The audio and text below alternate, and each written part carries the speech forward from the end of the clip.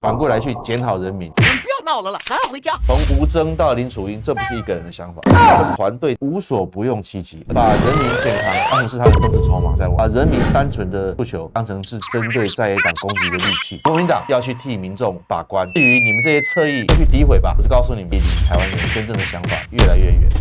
Ladies and gentlemen, welcome the host.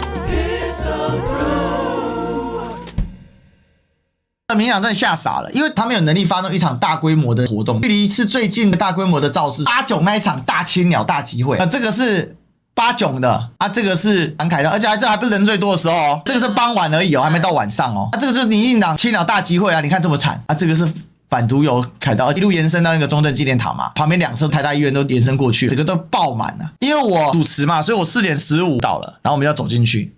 走进去的时候，这一块建房就已经满了，就这一块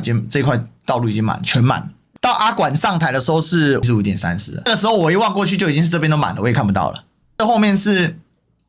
赖清德办公的地方，郑丽文不是呛赖清德，甚至连在这边的胆气都没有，躲起来了。这个是228公园，我就是要去坐车嘛，就穿过228纪念公园。我去的时候，很多是动员的，那些阿公阿嬷他们比较不认识我，因为我们平常还是跑手机，他们可能手机看得少。但是我从后场出去的时候，沿路遇到的粉丝都跑来握手，还有那个年轻人一直在看，然后旁边跟他女朋友在走，突然间回头说历史歌赞，我吓一跳，当然很感动哎，沿路都是，然后再过个红绿灯，两个年轻人跑来跟我合照，都是自发性的，而且过那个台大医院捷运站，人一直出来，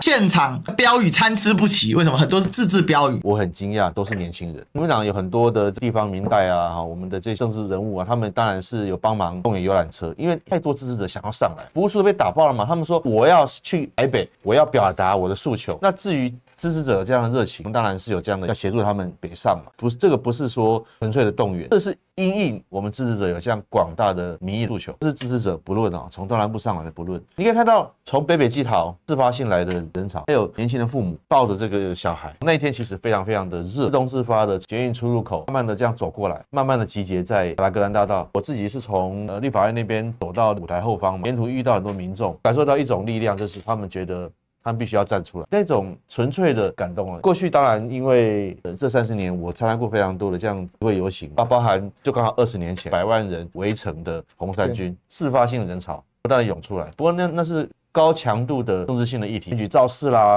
政治攻防啦，2014年那个太阳花啦，是为了反中而组的一个集会嘛。但是这次是没有任何的政治目的，就是为了我们下一代的健康，我们国人的健康。我感受到是纯粹的力量。当我看到民进党中央居然还用闹剧这2个字来面对这样的民意的时候，我内心是感到非常的震惊。赖清德政府、罗荣泰政府不用下台负责了，这不但不用下台负责，还可以反呛上街的这些人民，说他是闹剧一场。请问什么是闹剧？难道国人的健康是闹剧吗？难道我们下一代可能吃到致癌的油是闹剧吗？难道我们关心大家的健康错了吗？被执政党用如此轻蔑、如此傲慢的语气来教训呢？他们党目前的思维就是这样。民进党在野的时候发动了多少次的集会游行？请问国民党有哪一次说这个是闹剧？请问国民党有哪一次去诋毁理念不同、政见不同上街的人民？谦卑的态度去面对嘛，努力的上班在照顾家庭的这些主妇被激怒了，那一天上街头不为什么，只为了表达浅显易懂的一个诉求，我们的孩子不要吃到致癌的毒油，就这么简单而已。可是为什么执政党中央要用这样的轻蔑的态度去面对，还动用侧翼嬉笑什么游行的人数其实没有那么多，甚至于造假嘛，过去凯道集会空空荡荡的这个画面，狸猫换太子的这方式去造假说当天的人没有那么多，我实在不懂执政党这样污蔑、扭曲，甚至于用闹剧2个字来形容，情何以堪？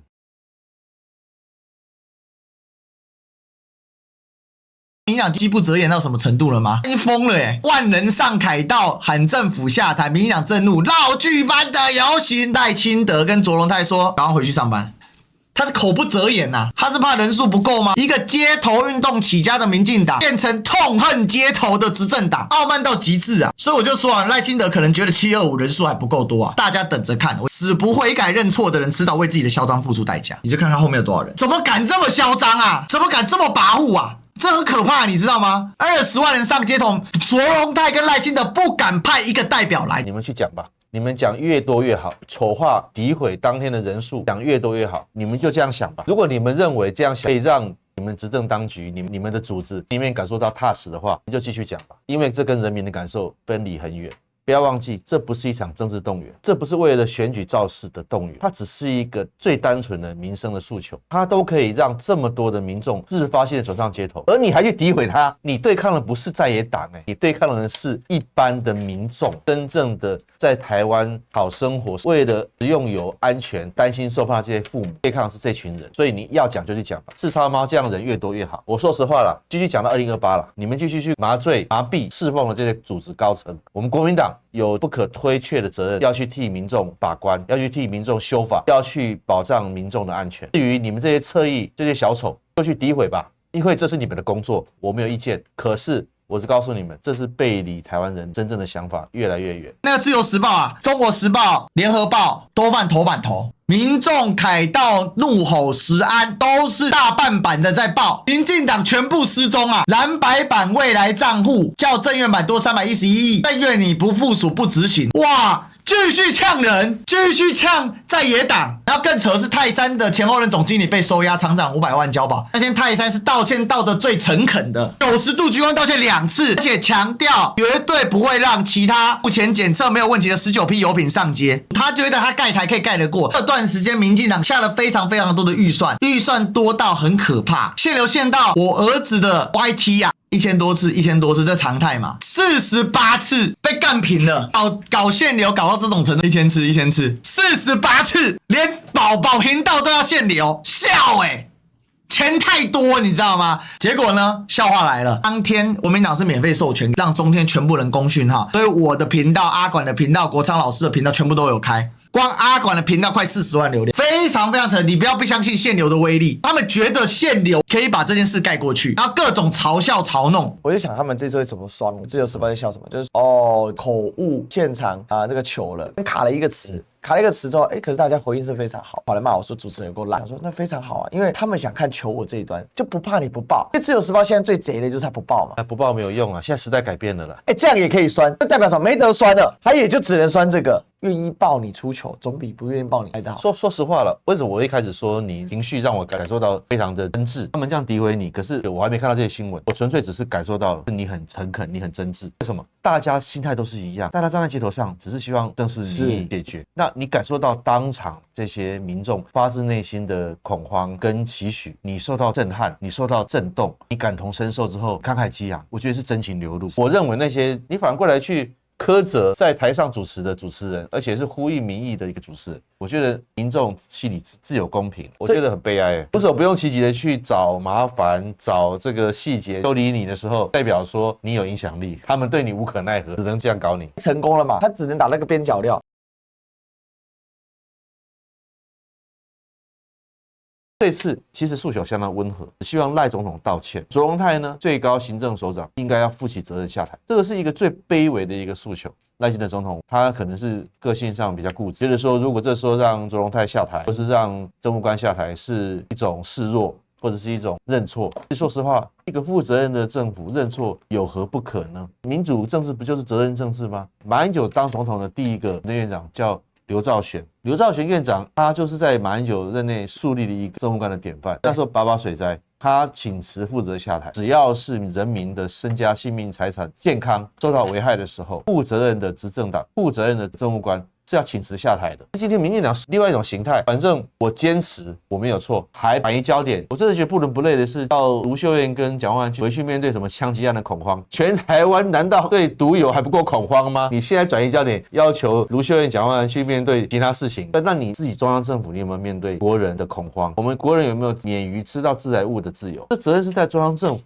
地方政府说你们没有查，你觉得民众听得进去吗？我坚持都是地方政府的错。你看，把责任推给卢秀燕市长，推给蒋万安市长，意思是说中央政府都没有责任吗？那样的做法跟说法都是为了选举，今年底就要选举了，所以他们不能示弱，他们不能道歉，他们不能下台。反过来要把责任推给在地方执政的大部分都是国民党籍的县市长，而且大家会比较你当年的顶新案，民进党是怎么来要求当时执政的国民党政府，怎么样去痛骂当时执政的马英九总统，还有当时的这些阁员，换了位置换了脑袋，完全是双重标准。那反而还可以反过来去检讨人民，用这种不是我逼你们吃的，你们不要闹了啦，赶快回家，这样的心态态非常可怕，也可以深刻感受到这个不是一个人的想法。从吴峥到林楚茵，这不是一个人的想法，这是他们团队整体的一个想法，包含潘孟安总统府秘书长对那个采访记者这样的直接的态度，这个就是心里想什么，行动就自然表现出来，心里面想什么，嘴巴就自然说出来。所以从潘孟安、林楚茵这个团队的心态，不把人民的安全健康当一回事，只要巩固他们35%到40%的支持者。选举就是这样了，先巩固支持者，然后再去分化在野党，然后分化人民。他们动员了很多人出来去辱骂，又用这场单纯的为了食安站出来的这个机会，又去挑拨分化国民党的这些太阳有什么心结？你就觉得无所不用其极，而且非常恶劣、非常糟糕，把人民单纯的健康当成是他的政治筹码在玩，把人民单纯的诉求反过来当成是针对在野党攻击的利器。那现在我们中研院院长以前当过副总统的陈建仁居然说这是可以多喝水，我就觉得真的是难以理解。喝水代谢，照这样的话，治癌症以后喝水就好了。因为本片皮它是芳香烃类，对对对，它属于脂溶性，脂溶性的。我就觉得说，我的天啊！流行病学博士、中研院院长，享誉国际的，以前做砷中毒，他就是做水研究的，因为砷中毒主要就是喝水嘛。做砷中毒出来，他做毒物病理的。当学术都为政治服务的时候，就是变成这个样子。护航现在的政权，为了要护航他的政党，一个学术最高殿堂的中研院长，居然还可以讲这种话，我真的觉得是学术为政治服务。所以证明一点，当过政客的真的不适合来当中研院院长。既然当过政客，你心中就有政治了嘛，学术变成服务政治了，所以我真的非常的感慨，这样的政府应该要下台了。从去年1年前大罢免，就可以知道他们心态。第一个，全部采购给在野党，罢免在野党立委；第二个，意识形态沈伯洋支流的人变成他们的主流，就是民进党1年过后完全没有改变，不但没有改变，还变本加厉。去年还不敢斗争人民，去年只敢斗争在野党，今年直接跟人民对干，真的难以想象。今年之后到2028，他们还会做出什么样的事情？不会有人下台的啦。说实话啦，就是只要我行政院不附属、不执行在野党通过实案的修法，我也不会做的啦。倒阁如果通过，也会有几种方式嘛。赖清德总统也可以不要选择解散国会啊，甚至他还可以继续任命龙泰当行政院长。你会觉得很奇怪，说，宪法不是说如果倒阁案通过，总统得解散国会，然后行政院长应该要下台换人吗？对不起哦，现在宪法已经被他搞得面目全非了。行政院长都敢不附属，附属权是制衡总统，他拿过来对付国会，行政院长都敢不执行国会3读通过的法案，立法院否决的检察总长。总统都可以直接派你代理，就算是倒阁成功下台的行政院长周荣泰继续当行政院长，有何不可？乱了套了，没有把中华民国放在眼里，没有把中华民国宪法放在心里，政权不会遵守宪法的啦。从一个最攸关国人健康的食安事件、毒油事件，这个是个照妖镜。我们的执政党这些高官，他们心中的想法是什么？不把人民看在眼里了。这次现场的流程，我认为是非常非常顺畅，因为我相信参加过这么多国民党的各种造势现场啊，就最感动的还有一个点，就是这一次的绝食四勇士，最后袁凯送医，最后上台的是直斗，然后嘉欣、Andy 嘛，现场我看到主席处理，我觉得非常的成功，不会演讲。以前国民党处理这种场的时候，其实我觉得那个氛围跟烘托的方式都不是很到位。主席这一次，我看他出场的时候，我看他做了一件事，他只高举他的麦克风，我想说这个是哪来的这种天生对于现场那种体感？当然前面蒋万安市长、韩院长啊、卢市长啊，大家都讲得很精彩，黄主席非常非常精彩。但是我看到主席出场的时候只举高，我想说这个出场他没讲话，我那天我就跟我助理说，他们一定会坐轮椅上来，因为这没有体力了。因为我就想主席一定会让他们上台，是什么呈现？我在想轮椅。如果是过去国民党的呈现，我猜测，当然我不是要批评什么，大概是给个镜头。这个强度是不一，这我见识到了，这应该是郑丽文上台之后第一场大型造势活动。这个流程是主席定的，对不对？对，而且郑丽文主席是一个很有温度的人，他在我们内部会议就提到说，要关心这4位我们的勇士。你想想看，会有哪一任党主席连续去看5次？对我说，郑丽文主席是很有温度、很有感情的。上任的第一天，关怀的是我们被司法整肃的党共，然后在任内的第一场大型集会，最重视的是我们一线绝食抗议我们的年轻人，现场的民众也很感动，对郑丽文主席的这样的一个做法非常肯定，因为这是一种也不是刻意的，这是一种发自内心真情流露。我那时候也担心何元凯，他已经送医了，大家会感受到说，为了这个食用油，这几个年轻人来传达一般人民最沉痛的呼吁。现在他们有一个见缝插针啊，说郑丽文后面都没有这些县市长啊，都没有其他人，各司其职嘛。其实不是一个政治造势啊，对啊，不是啊，您这样搞，不就变国民党全代会在那边大拜拜了？他这个就是说用选举造势的思维在看说啊，到最后所有人都要上台，然后东算，不是，这是一个跟绝大多数的台湾人站在一起，沉痛的提出食安的呼吁，这个不是选举造势。执政县市长加上国会议长，他们是反映从地方到人民的声音。然后之后，郑丽文主席用代表整个我们在野大联盟来传达出阵营的诉求，我觉得这是各司其职，所以我觉得很无聊。这里证明了一点，证明了他们已经无计可施了。证明了民进党只能够用这种分化或这种挑拨扭曲的方式，可是无济于事了。你去挑拨离间，你去做政治的计算，人民不会看。包含这个蒋市长喊出哇动不掉啊，我没有想到说蒋市长如此的愤怒，因为我后来想想合理啊，他有3个孩子啊。我们家小伟伟就是我们家老二、A 流那一阵子在家里喉咙发炎。他吃东西都不吃，他就只想吃饭团，因为他很爱吃饭。然后所以我就去买了个3角的啊，结果刚好挨针死。这次是油代表你自己煮也没救。外食的话，还有一些你可以过滤，你就说啊，我就尽量吃原型食物。但你煮饭总要用油吧？你自己煮毒更惨。当年民进党黑心油广告怎么广告？对啊，越多放害越年轻的，或者是说可能。癌症不见得会这么快找上我，可能啊，当然它是累积的。当大家静下心来开始努力想的时候，其实身边得癌症死掉的每个人家家户户都有这个回忆。那它是日积月累，慢慢吃这些不应该吃的东西，体内累积到一定程度之后，你的身体无法负荷了，大伤害啊，对，它就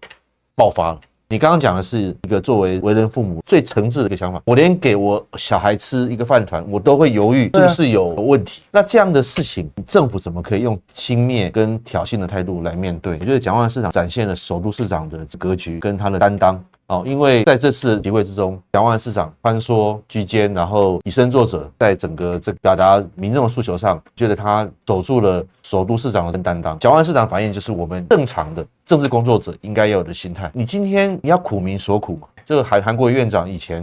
常常讲的，你要苦民所苦，你要知道人民在想什么。你刚刚讲，你为了儿子去买的饭团，心情你要去感受。致癌物不断的累积，这样的一个恐慌，你要去体会。今天我们作为一个负责任的政治人物，其实是在野党，我们要怎么想办法，透过修法去解决这样的问题？我想这次大家给予国民党、民众党有比较高的期望。对，2024年蓝白分裂，老百姓承受了巨大的苦难到现在。而且2024年，我认为那一场大家很愤怒的。参与在场，因为您也在场，是5个人，除了马总统当时没参与。马总统的状况是后来，那是基金会封，不是后面的事。其他4个实体参与者，每一个都政治重伤，而且几乎都政治出局了。很明显的，我们就不点名了。为什么会这样？因为老百姓对于当下没有直接反应，到事后越想越不对的时候，那个情绪是一直在堆积的。我衷心的期盼，黄主席也说了，不管付出任何代价，一定要拉下这进党。黄国昌主席有这样的强烈的意志，郑丽文主席也有。我对26年到28年蓝白合作我是很乐观的，民众的愤怒在野党是感受到，因为我们在野党2024年没有合作成功，让民众现在吃了苦头。这样的一个政府用蔑视傲慢的态度面对人民，然后让独有的世界可以这样子用这种态度，连中研院院长都可以说出用以学术来服务政治的话，这样的愤怒民众心中是累积的。我觉得我们在野党还是有推却的责任的，我们在野党一定要整合，一定要合作，要以将这样的政府拉下来，让不负责任的政客离开他不应该在的位置。我觉得这是我们对人民庄严的承诺跟政治责任。大家就是希望副主席可以给说法，我想老百姓是没办法再承担一次在野党分裂所造成的巨大伤害。我们都知道26、28缺一不可，我们也知道28如果耐心的继续执政，会发生多么可怕的严重的后果。不喜欢用这句话，但是用这句话也许是现在最恰当。勿谓言之不预，讲直白的大家要深刻的感受，食安只是诸多问题当中其中一环。有人说为什么不修法？什么修法有用吗？同一天，民进党的官媒《自由时报》标题是什么？中时跟联合都是上凯道的怒吼，只有《自由时报》叫做蓝白版未来账户不附属，行政院不附属，有违宪，这就是态度。一个单纯为了我们下一代有更好的生活的未来账户，都可以被民进党给否决，用违宪的不附属、不执行去否决，这样的政府还有存在的必要吗？你想想看，这样的一个政治上选举的思维、政治的思维，怎么可能有心力去照顾到人民的需求？所以那天我一方面是感动，二方面是感触，感动于人民自发性站出来的力量，感触于执政党的傲慢无礼跟无知，还有这些侧翼诋毁人民、对抗人民，感触良多。我们要让政权继续危害台湾人民嘛，这个是我们共同的责任的。其实对于现在的两党的领导，我是有信心的，因为我有感受到，不我管是也有信心黄主席，我也有信心，或郑主席、萧副主席是有感受到人民的呼应啊。我想这个是大家希望不要任何的坏因素、奇怪的因素再次干扰到在野党稳定的去推进该有的政治议程，不要再让民进党见缝插针，不要再让青鸟挡我们台湾一个未来。